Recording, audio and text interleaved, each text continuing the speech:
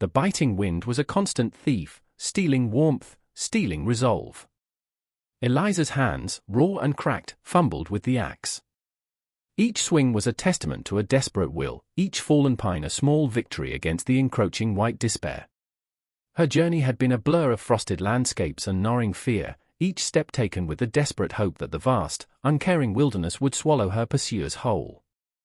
The memory of what she fled was a shard of ice lodged in her heart, too painful to grasp, too cold to melt.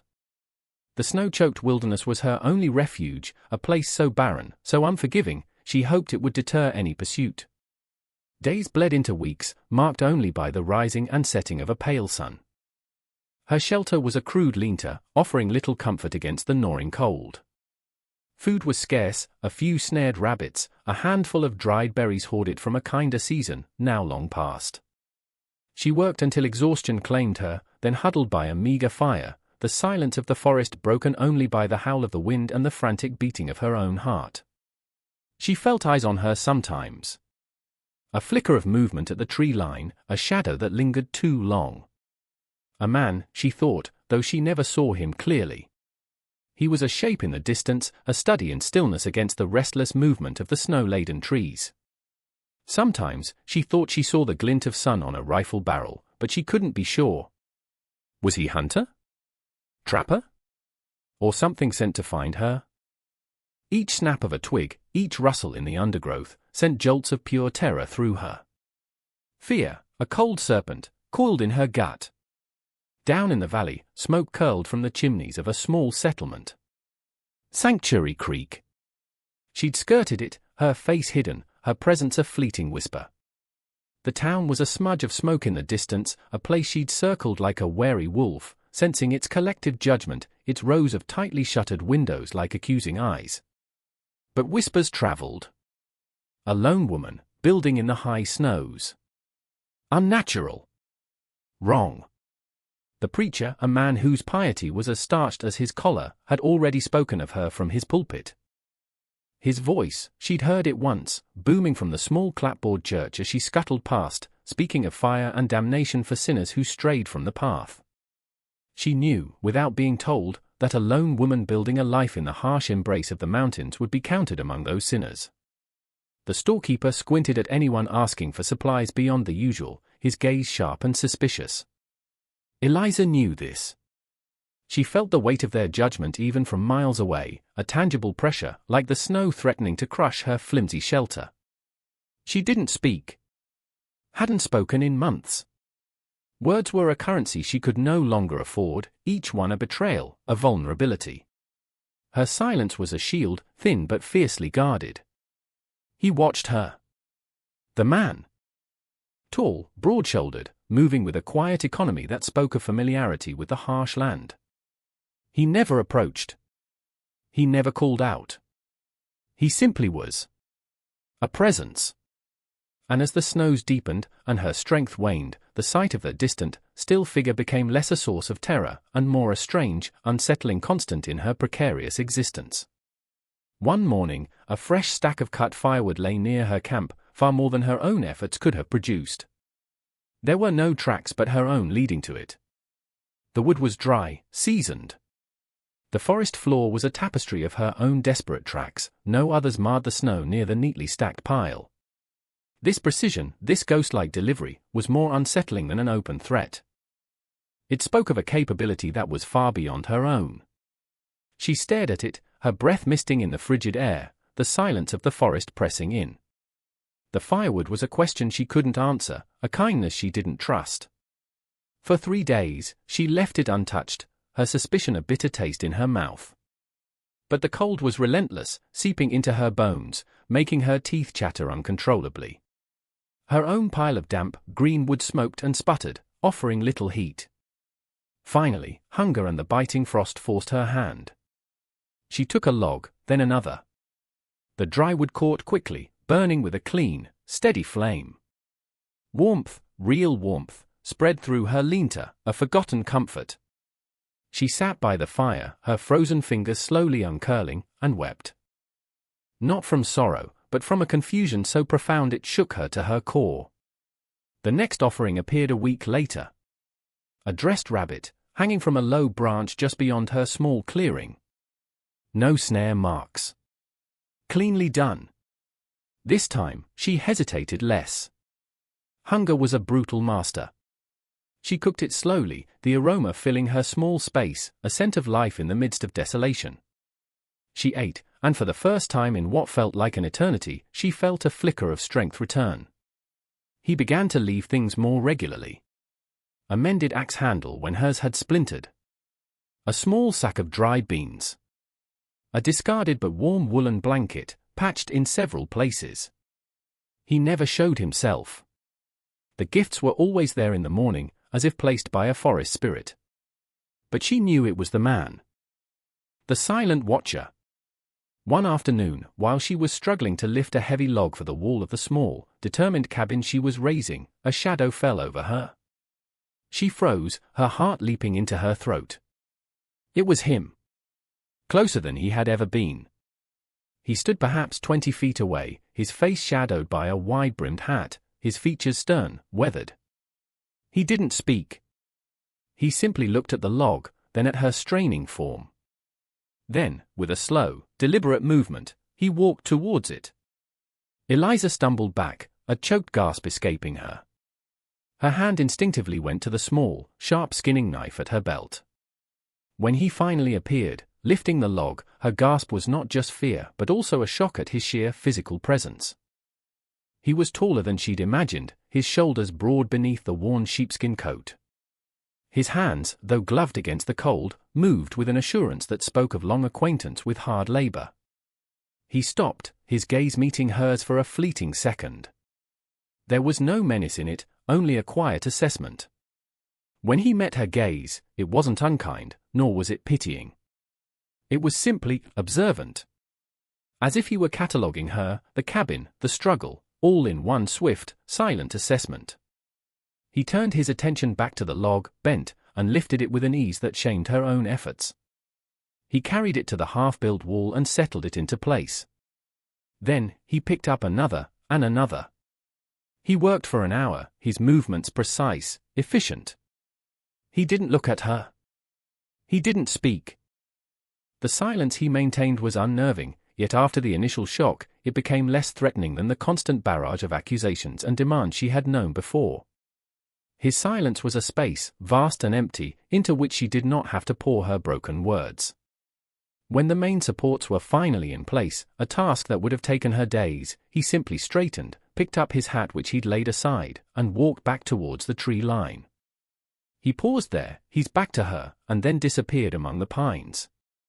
Eliza stood, trembling, the knife still clutched in her hand. He had been so close. Close enough to harm. He had not.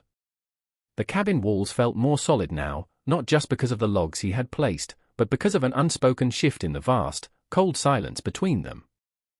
Her nights were still plagued by shadows, by whispered threats that echoed from her past, but now, sometimes, the image of a silent man, effortlessly lifting logs, intruded upon the darkness.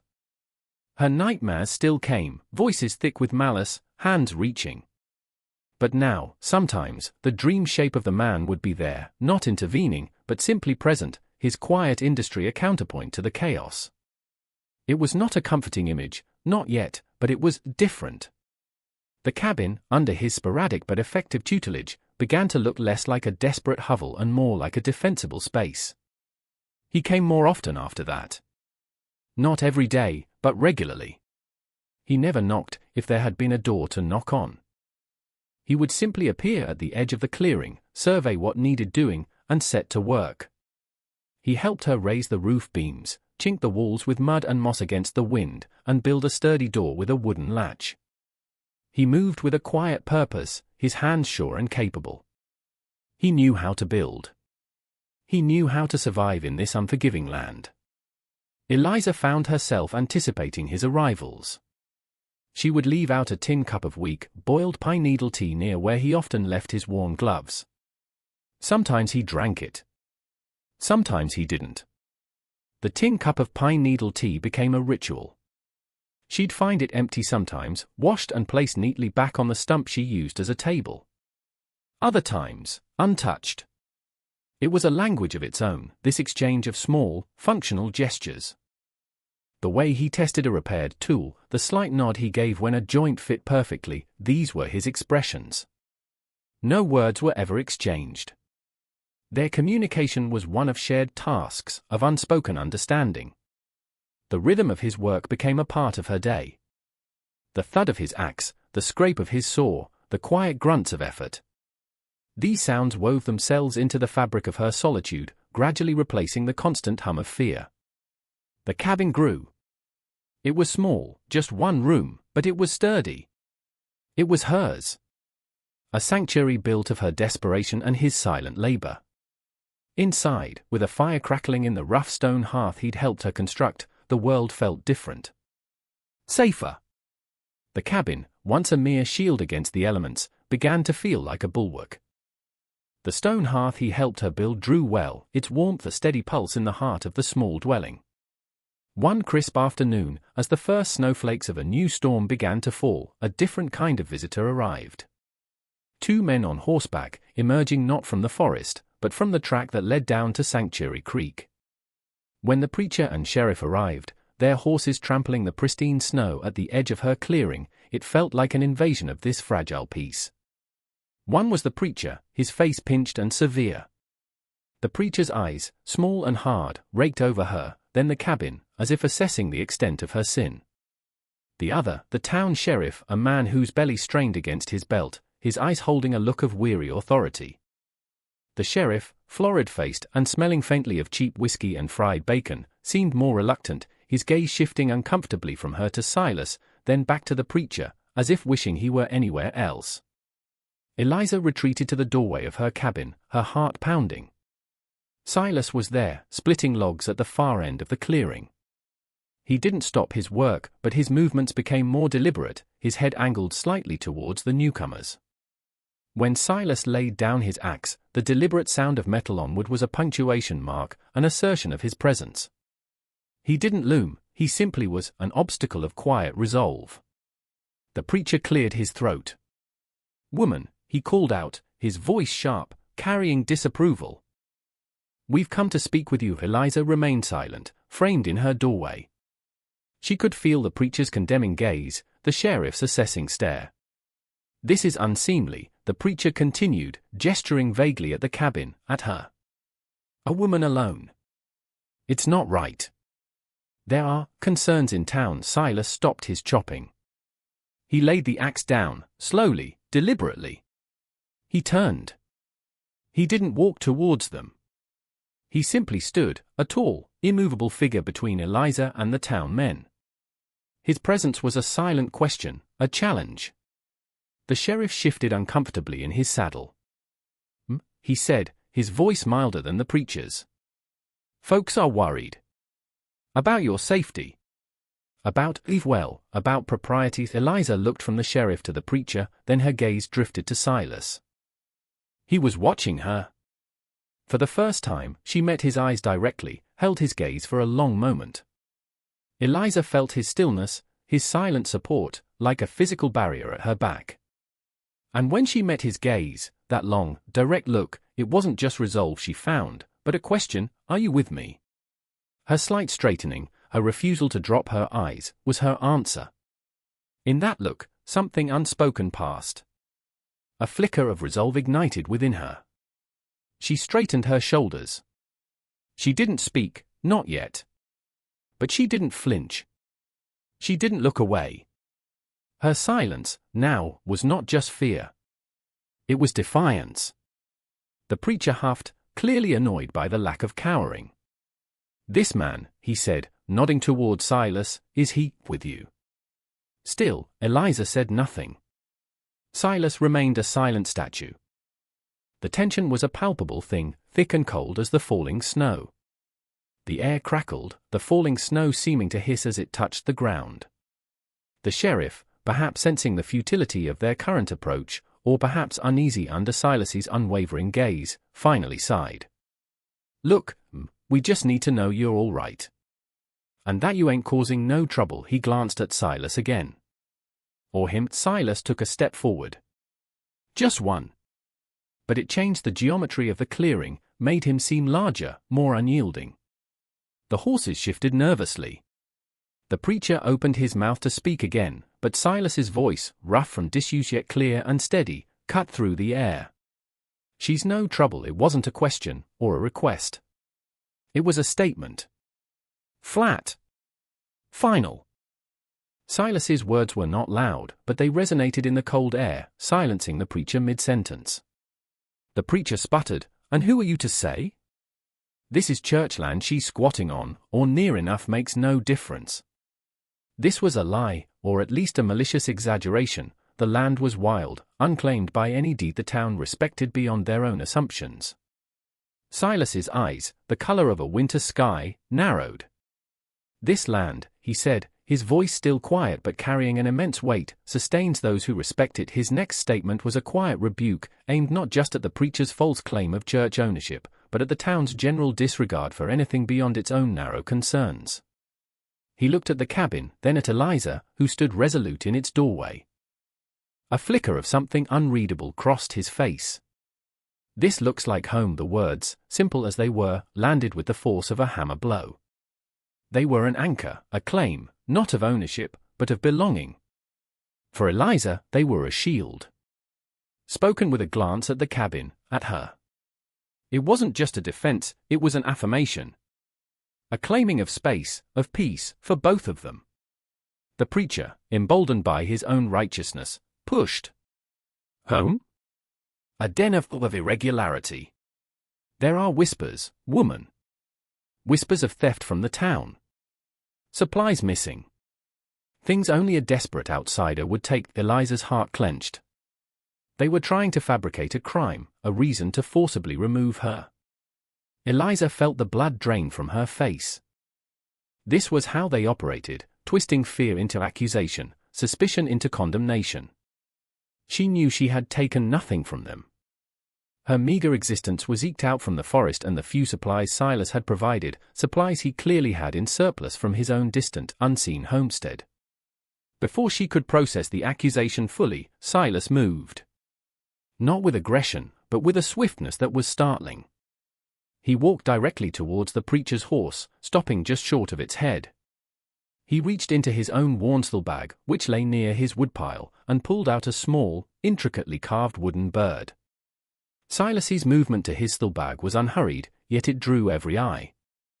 The carved bird he produced was exquisite, a tiny, detailed chickadee, its form so lifelike it seemed it might take flight from his calloused palm. He held it up. "I trade," he said, his voice low.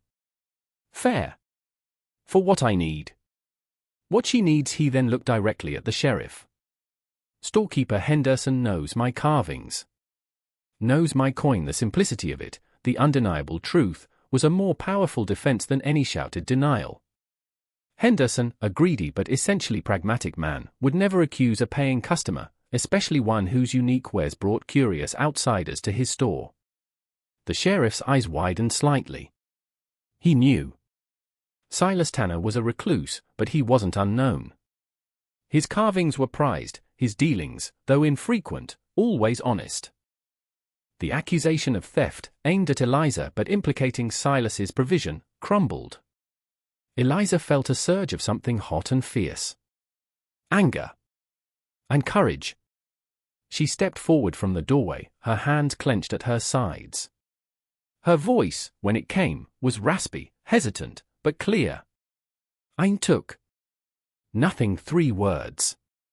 The first she had spoken to anyone but herself in what felt like a lifetime. They were small, but they were a start. Eliza's 3 words felt like cracking stone. Each word was heavy, dredged from a place of deep silence. To speak them aloud, to these men, was an act of profound defiance. It was a reclaiming of her own narrative. The preacher looked flustered, his bluster deflating. The preacher's face purpled, his fists clenching. He was a man accustomed to wielding words as weapons, to having his pronouncements accepted as gospel. To be contradicted, first by the silent recluse and then by the very woman he sought to condemn, was an unbearable affront. The sheriff had the decency to look slightly ashamed. He nodded curtly. "All right then. "We'll be going." He cleared his throat, the sound loud in the ensuing quiet. "Well then. Seems there's been a misunderstanding." He tugged his reins, turning his horse. The preacher, unwilling to be so easily dismissed, cast one last venomous look. "The Lord sees all, woman. All your secrets." Then he too turned, and they rode away, their departure leaving a ringing silence, broken only by the gentle fall of snow. His retreat was hasty, the preacher dragged along in his wake, still muttering threats about divine retribution and the fires of hell, but his power in this clearing, for this day, was broken. Eliza looked at Silas. He was watching her, his expression unreadable, but the harsh lines around his mouth seemed softer. He picked up his axe. He didn't speak of what had just happened. He simply returned to his work, splitting logs as if the interruption had been nothing more than a passing cloud. But the air was different. The unspoken had been breached, by him, and then by her. The fragile peace held for a few weeks. Snow fell, deep and silent, blanketing the forest, cocooning the small cabin. Eliza found herself speaking more, not in conversation, but in small utterances. "Cold today, the fire is good." Silas would grunt in reply, or nod, sometimes offering a rare, single word in return. Woods drying. His presence was a comfort now, a steady rhythm in her healing world. He mended her worn boots with scraps of leather. She, in turn, began to cook a little extra stew when she had meat, leaving a bowl for him by the hearth. He always ate it. The unspoken care flowed between them, a gentle current beneath the surface of their quiet lives. But Sanctuary Creek did not forget. The preacher, thwarted and humiliated, had stoked the fires of fear and resentment. A child in the town fell ill with a winter fever, and dark whispers began to circulate, witchcraft, a curse emanating from the woman in the woods. One moonless night, the shouting woke her. Torches, angry voices, a mob from the town, led by the preacher and a few rough-looking men she didn't recognize. The torches cast grotesque, dancing shadows, turning familiar trees into menacing specters. The mob's voices were a discordant chorus of fear and ignorant rage. "Burn the witch out," someone shrieked, and a wave of nausea hit Eliza. This was the terror she had fled, the unreasoning hatred that consumed everything in its path. They were at the edge of the clearing, their faces demonic in the flickering light. "Witch! Come out! You've cursed our children!" Fear, cold and sharp, pierced through Eliza, but this time, something else rose with it, a fierce, protective anger for the sanctuary she had built, for the quiet man who had helped her build it. Silas was already outside, standing before the cabin, a dark silhouette against the snow. He held no weapon, only his own formidable presence. He seemed to absorb their fury, a rock in a raging sea. "Go back to your homes." His voice was dangerously low, a rumble of distant thunder. "There's no witch here." The preacher, emboldened by his crowd, screamed, "She's tainted this land. She's brought evil among us." A rock flew from the crowd, striking Silas on the shoulder. He didn't flinch, didn't even acknowledge the blow. Eliza cried out, a small, involuntary sound. Eliza rushed to the doorway, her terror warring with a desperate need to act. "Stop it!" Her voice, stronger now, clearer. "He's done nothing. I've done nothing." She saw the faces in the crowd then, some were merely fearful, swept along by the preacher's rhetoric. Others were cruel, their eyes glittering with malice. The crowd jeered. "Lies! The devil protects his own." Another man, burly and drunk, lunged forward with a cudgel. Silas moved then, a blur of speed. He didn't strike. He simply sidestepped, used the man's own momentum to send him sprawling into a snowdrift. When the drunkard lunged, Silas's movement was like water flowing around a stone, effortless and effective. It was then that Eliza saw it, in the torchlight, a faint, old scar tracing Silas's jawline, another disappearing beneath his collar, marks of past violence, of battles fought and survived. As he straightened, the torchlight catching the old scars, a piece of his history clicked into place for her. He was no stranger to violence, to being an outsider. This was not his first battle against unreasoning hatred.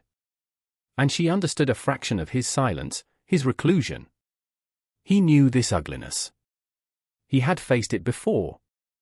Suddenly, the sheriff was there, pushing through the mob, his face grim. Enough. Preacher, get these people under control. There's no proof of any wrongdoing here. But the preacher was lost in his fervor. She must be driven out. For the good of the town. It was then Eliza truly found her voice. Her speech, when it came, was not planned.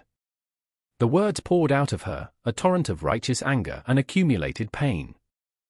She stepped out from the cabin, fully into the torchlight, standing beside Silas. She was no longer the cowering victim. "This is my home," she declared, her voice ringing with a strength she hadn't known she possessed. "I have harmed no one. You come here with hate in your hearts, with lies on your tongues. Is this what your God teaches? To fear what you do not understand? To persecute the vulnerable?" She looked directly at the preacher. "You speak of evil. Look to yourselves." Her words, raw and true, struck a chord of shame in some of the townspeople. They shuffled their feet, their angry cries faltering. She saw confusion, then shame, flicker across some faces. The sheriff seized the moment. "Go home. All of you. Now." Before someone gets truly hurt, Silas placed a hand on Eliza's arm, a brief, steadying touch. His eyes met hers, and in them, she saw not just grim resolve, but a flicker of something akin to pride. He turned to the crowd, his gaze sweeping over them. "She speaks truth. There is peace here. Do not bring your war to this door." He spoke of a lost wife, a child taken by winter sickness years ago, the town's indifference then, their judgment now. His voice was raw with old pain, a pain that mirrored Eliza's own. His quiet words, "The town offered judgment then, as it does now. Sickness took them. Not witchcraft. Not a woman living quietly, seeking only peace, were a devastating indictment." The story, brief and stark, silenced the last of the mob's fury. The collective guilt was palpable. The preacher's power, built on fear and lies, shattered against the bedrock of shared, undeniable human sorrow. One by one, then in small groups, the townspeople turned, their torches casting retreating shadows. The preacher, sputtering but defeated, was among the last to leave, the sheriff escorting him with a firm hand on his arm.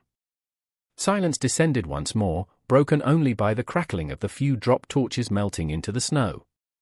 As the last of the mob retreated, their righteous fury extinguished, leaving only the stench of smoke and shame, the silence that fell was profound. It was a silence of exhaustion, but also of victory. Eliza was trembling, the adrenaline slowly ebbing. Silas gently guided her back into the cabin.